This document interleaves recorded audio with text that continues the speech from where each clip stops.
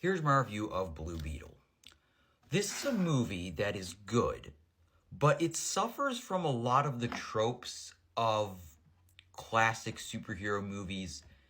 In specifically, it feels like almost the personality of someone like Spider-Man with the powers of Iron Man, where the biggest difference to kind of make this stand out is a clear, like, Hispanic culture within this, like, movie, and it is very family-centric, and I think that's what makes it special, is more of that family dynamic between Jaime and his family, where this is a movie where Jaime gets right out of college, and then doesn't really know what to do with his life until he gets this job or whatever at this place called Korg Industries, and then he gets this magical scarab, which gives him superpowers.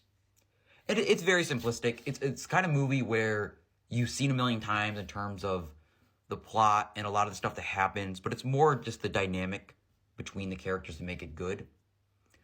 And I like Jaime as a character. I don't think this movie was great, but I think it was good. I thought it was fun because it suffers from so many of the tropes of superhero movies, like a forgettable villain, where our villain, there's kind of two, there's like the evil businesswoman lady, and then like the main villain who's just like the same powers as the other, just another robot suit. And there's a lot of things to like about this movie. Like, I do think that action is cool. I love the design of the suit. The characters are charming, but it's more the heart of this movie is the family. The family dynamic is what makes this movie good. And I like I said, I like Jaime as a character, and the main premise, like, family is so centric to this movie, where the whole kind of thing he's saying, like, the villain, Cortifex, I believe is his name, is saying how his family makes him weak, and he's like, no, that's what makes me stronger. And it's the more just kind of simplistic stuff like that make this movie good. Like I said, the characters, I like our characters. I like when we're spending time with them. Of course, George Lopez in there, hilarious as always. And it's really just the cute interactions between Jaime and the rest of his family. And I think that where this movie could suffer is in things like when we're actually focusing on, like, the villain. He's just not particularly interesting. But you could tell, like, the actors here are having fun. Like, where the abuela has a gun. And it's just, like, because it's silly, it makes it funny. And it's just a movie that it's not trying to be amazing, but I think that it works for what it's trying to do. I think that the action is good. I love the design of the suit. I like Jaime. It's just the villain. It's like, they explain how, like, the main bad guy, Susan Sarandon's character, is, like, adopted this villain, and he's, like, raised with hate and stuff. And then, because that plays in a central theme of where he's like, how your family makes you weak until, like, because he didn't have one. And it's just like, then he kind of teams up with, or like kind of sides with Jaime to defeat our main villain. And that's about it. Like, it's very simplistic in terms of its plot, I'd say.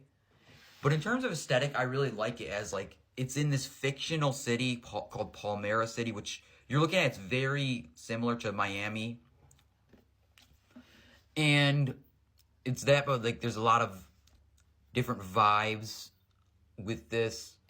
I like all the cultural vibes of it. Of, like, a lot of this movie is also in Spanish. Not a lot, but there's a lot of scenes that are just in Spanish.